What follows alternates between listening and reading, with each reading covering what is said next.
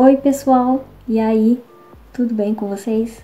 Bom, espero que sim. E o vídeo de hoje ele é muito pedido pelas pessoas que são portadoras de neurofibromatose. Eu vou tirar algumas dúvidas. Não esquece de deixar o seu like, de se inscrever no canal, ative as notificações aí para você continuar recebendo meus vídeos. As pessoas sempre me perguntam como que eu descobri a minha neurofibromatose e qual é o tipo da minha neurofibromatose. Quais foram os primeiros sintomas dela?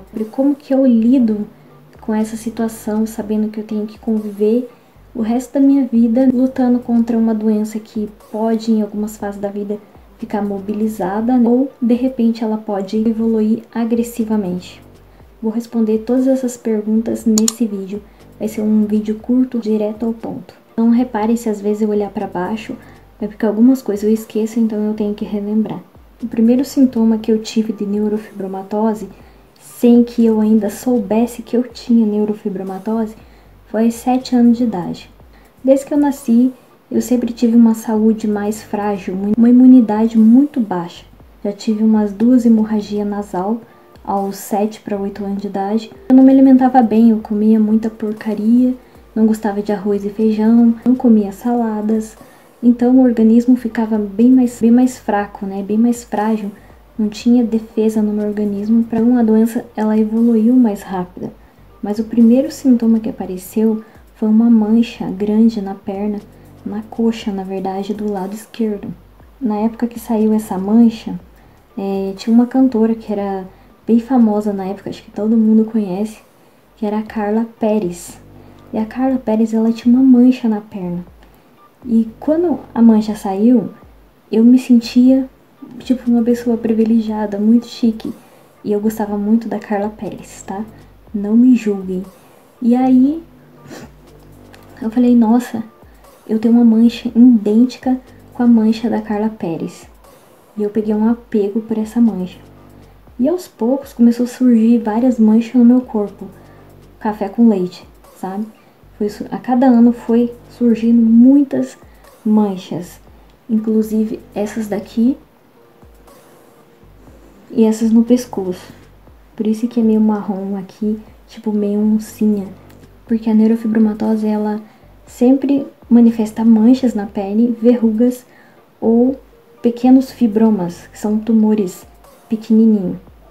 Geralmente ela começa assim. No meu caso, começou com uma mancha. 7 anos de idade, esse foi o primeiro sintoma. Aos 10 anos em diante, eu descobri que eu tinha uma deformação na coluna, eu tava brincando, e uma das minhas mãos era mais curta que a outra.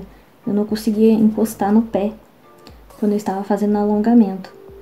Então, eu percebi que eu tinha uma diferença. A minha mãe me levou no postinho de saúde aqui da localidade, e eu já comecei a acompanhar, a tratar, mas até aí ninguém sabia que por trás de uma deformação tinha, né, uma neurofibromatose aí genética que eu tinha herdado.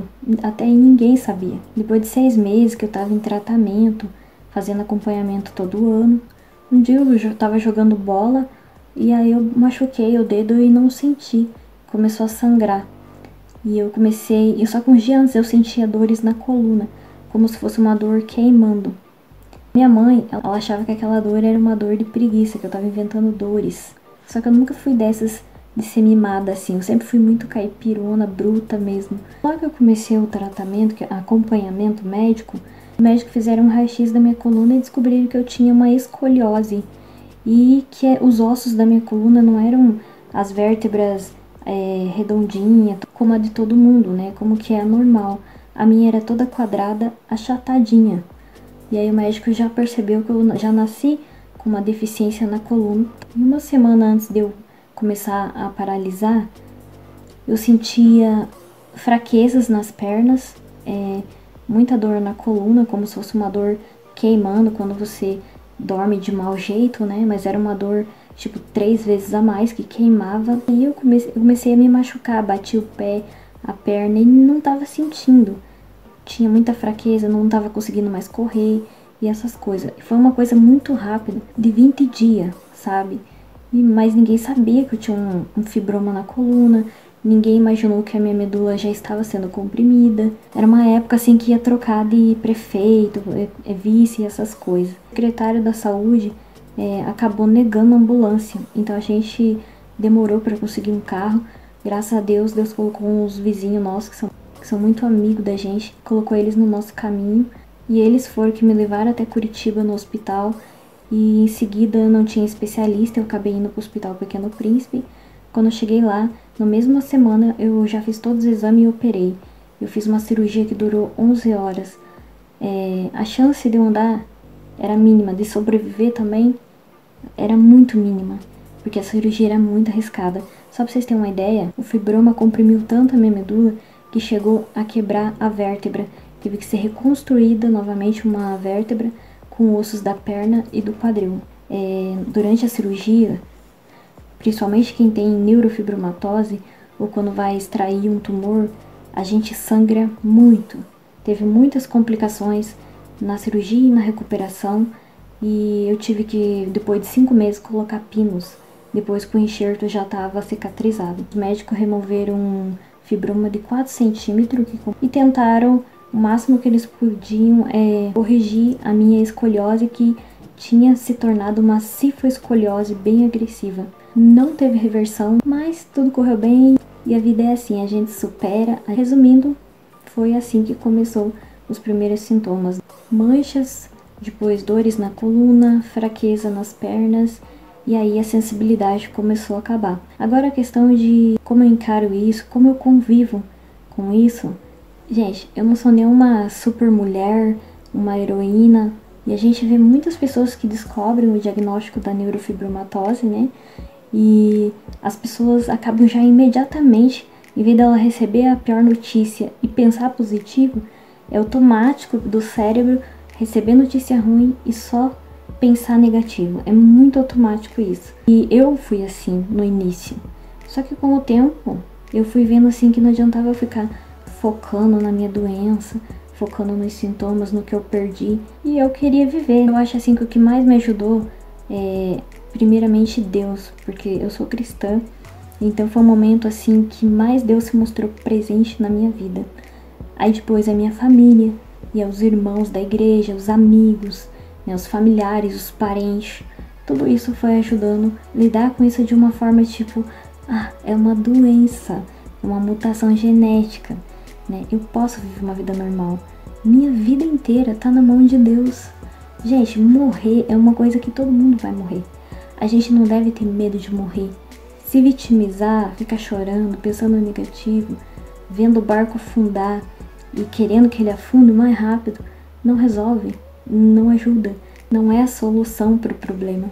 E a vida da gente é assim. A gente não pode, meu Deus, se deparei com um problema, travei, congelei e vou voltar para trás. É aí que é o momento de você avançar. Mas eu não sinto que essa força é de mim, porque eu não tenho força. Eu acredito muito na força de Deus. Então, essa força que vem de mim, que eu tenho, que muitas pessoas acham, né, que eu sou uma pessoa forte. Gente, eu tenho problema. Eu também tenho dias bad, né, dias que a gente fica chorando, meio deprê. Outro dia a gente fica criando doença onde não existe. Eu também tenho esse dom de complicar mais a minha vida do que ela já é. E tem pessoas assim que elas conseguem pegar uma gota de água e transformar num oceano de problema na vida delas. E tipo, eu tô numa fase agora da minha vida que, tipo assim, sabe? Eu quero viver um dia de cada vez. Não adianta parar de viver com medo que você vai morrer. Aí sim você vai deixar de viver, você já está morto. A partir da hora que você pensa assim, que meu Deus, essa doença vai me matar e não sei o que, você já tá morto se você começar a deixar o medo te estacionar, entendeu? Então você tem que avançar com medo e tudo. Se você tem vontade de viver, de lutar, de vencer, nada vai te derrubar e você vai viver.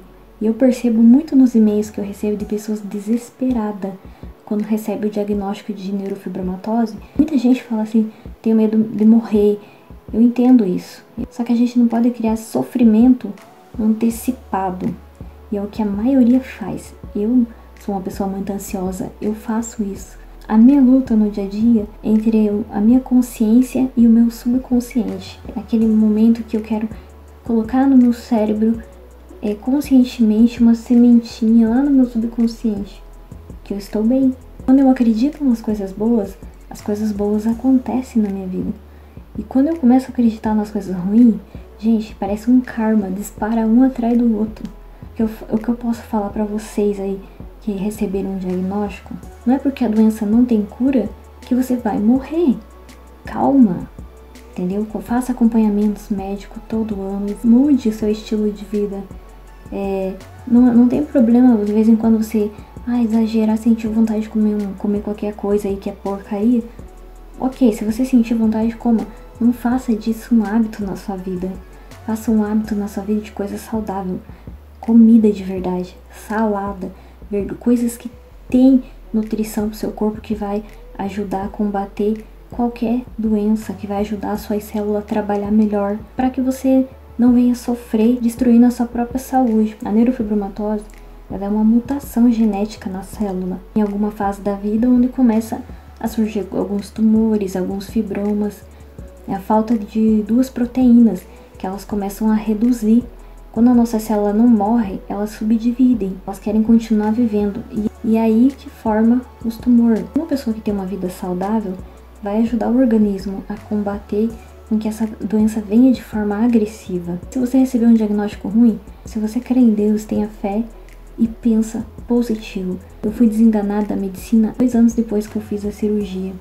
Era pra mim estar morta há 15 anos atrás. Você não deve deixar que uma doença mate vocês, mate o sonho de vocês, mate o desejo de vocês viver. Viva sem medo de morrer, sem medo de sofrer, sem medo de ter tristeza. Você vai ter momentos altos e baixos, mas viva todos esses momentos. Fazem parte da vida, é o que a gente é. Aprendam a extrair das coisas ruins coisas boas. Sei que é impossível aceitar. Eu não aceitei. Eu tô superando todos os dias. E eu desejo que vocês também superem. Quanto mais energia negativa, maior vai ser o seu problema de vida. Muito maior, nem se compara. Então é dessa forma que eu convivo com a minha doença. Vivendo um dia de cada vez. Por quê? Porque eu não sei quanto tempo eu vou viver. Não sei, ninguém sabe quanto tempo vai viver, quando vai morrer. Ninguém sabe o que vai passar no dia de amanhã. Ninguém. O amanhã a Deus pertence. Então viva agora. Faça o que você tem de fazer agora. Ame quem você quer amar. Abrace quem você quer. Demonstre amor. Faça tudo o que você quiser. Faça um dia de cada vez. Pare de se preocupar com a morte, com o sofrimento. Entendeu? E começa a se preocupar em ser feliz e se autocurar. Começa a pensar nos sonhos que Deus planejou pra você. E eu não vou mentir pra você, não é fácil. Mas a gente supera. Levanta tua cabeça, mete um sorriso nessa boca aí e vai viver um dia de cada vez. E você vai ver o resultado que vai ter na tua vida. Esse era o vídeo de hoje. Um beijo e até o próximo vídeo, se Deus quiser. Tchau, tchau.